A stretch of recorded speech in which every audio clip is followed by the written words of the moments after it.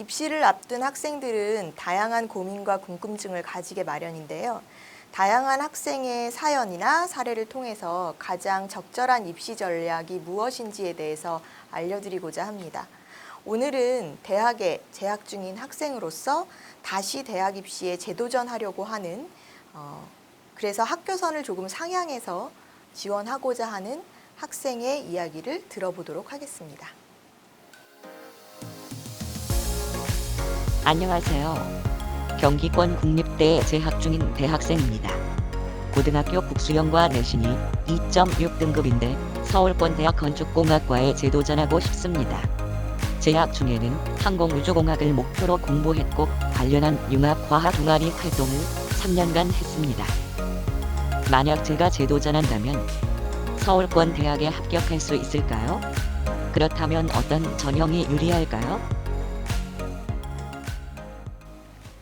그러면 먼저 이 학생의 상황이 어떠한지 분석을 해볼까요? 학생부를 통해서, 학생부에 기록된 내용을 통해서 학생의 상황이 어떤 전형에 유리한지 또 상향 지원 전략을 어떻게 세우면 될 수 있을지 이야기를 해볼 텐데요.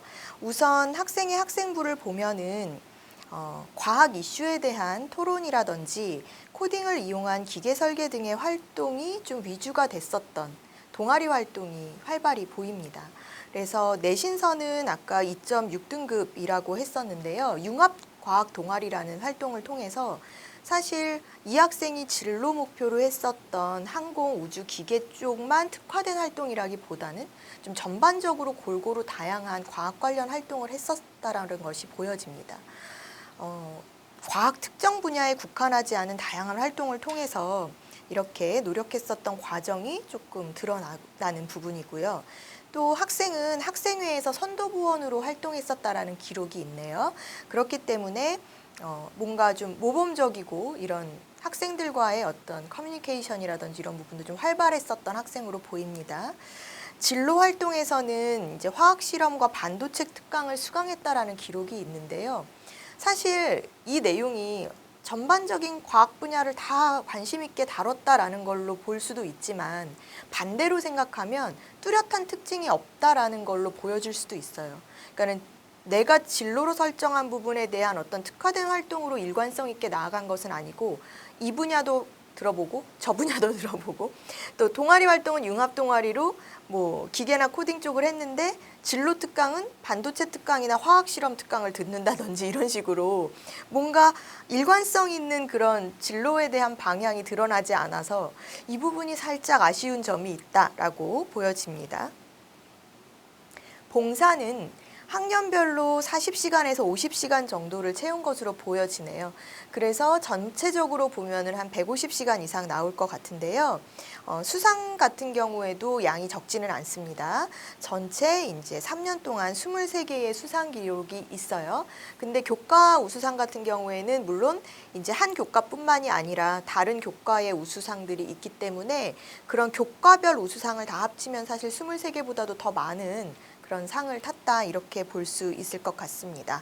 과학 독후감이나 과학 독서 토론, 과학 논술 대회 등 과학 관련 분야, 과학교과에서 운영하는 그런 수상 실적들이 좀 많이 보여지고 있는데요.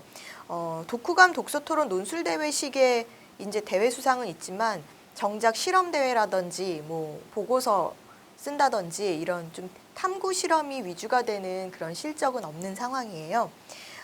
교과별 세부 특기사항 기록을 보면은 사실 국어나 영어, 일본어, 한문 등의 분량이 다른 수학과학 교과에 비해서 굉장히 적은 편이네요. 한 두세 줄 정도 기록이 나오는데요. 교과별 한 세 줄 정도의 그런 분량이기 때문에 육안으로 보기에도 상대적으로 세특 분량이 조금 부족하다라는 걸로 보여지고요. 국어 같은 경우는 거의 한 문장으로 내용은 굉장히 일반적인 내용, 수업 중 발표하고 몇 시간 수강했습니다라는 내용으로만 기록되어 있어서 사실 이 내용을 보면은 학생이 과학 쪽으로는 그래도 관심이 있고 수학과학 쪽의 활동은 있었지만 문과 계열의 교과, 국어, 영어 이런 부분은 그냥 밋밋하게 특별한 거 없이 일반적인 수업만 들었구나라고 보여질 수 있을 것 같습니다. 반면에 과학교과는 상대적으로 500자 분량을 꽉 채운 것으로 보여지는데요.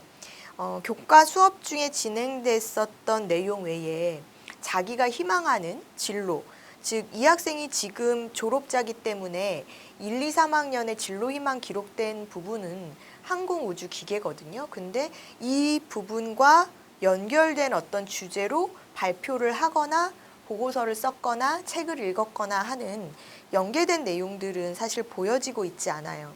그러니까 충실하게 과학 수업을 듣고 과학 수업 시간에 진행된 내용을 성실하게 이행한 학생으로 보여집니다. 전체 학생부 분량은 적은 분량은 아니에요. 30장 정도의 분량으로 채웠기 때문에 사실은 학종 지원을 하기에 적절한 어떤 분량이라고 보실 수 있는데 한 가지 또 걸리는 부분이요. 출결 사항이네요.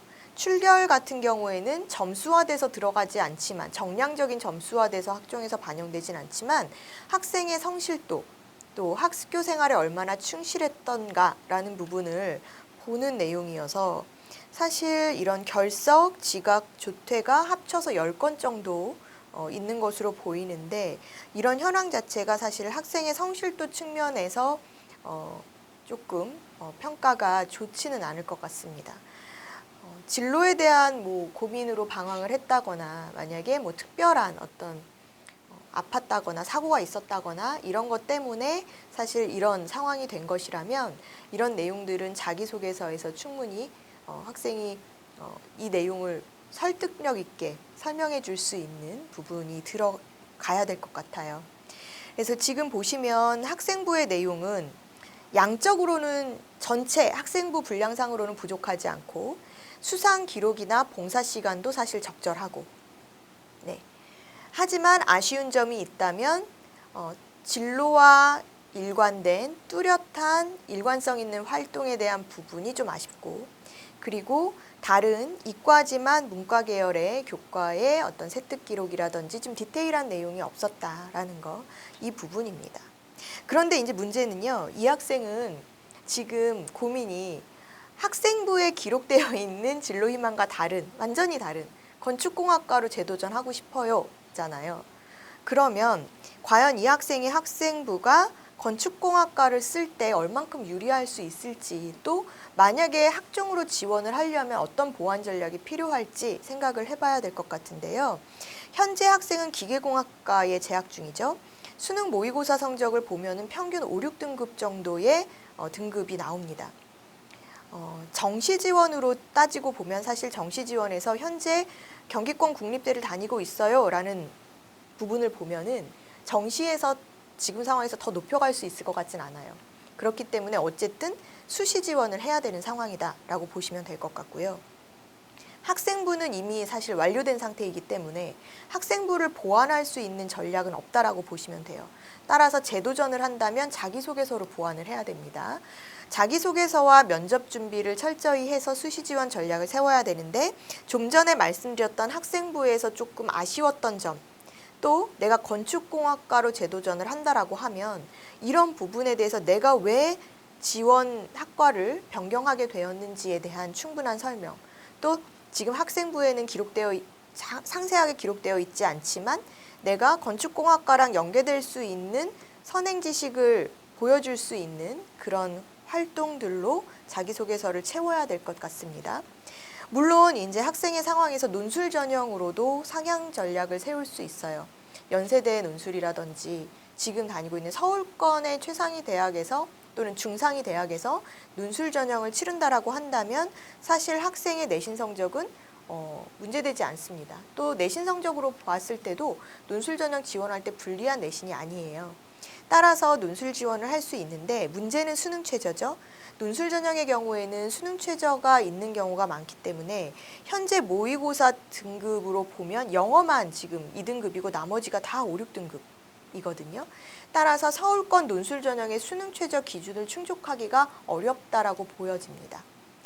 수능 최저가 없는 논술 전형도 물론 있죠. 수능 최저가 없는 논술 전형은 현재 2020학년도 기준으로 보면 가톨릭대, 경기대, 광운대, 단국대, 서울과기대, 시립대, 아주대, 연세대, 인하대, 한국기술교대, 한국상기대, 한양대 등의 학교가 수능 최저 없는 논술 전형을 실시를 하고 있는데요.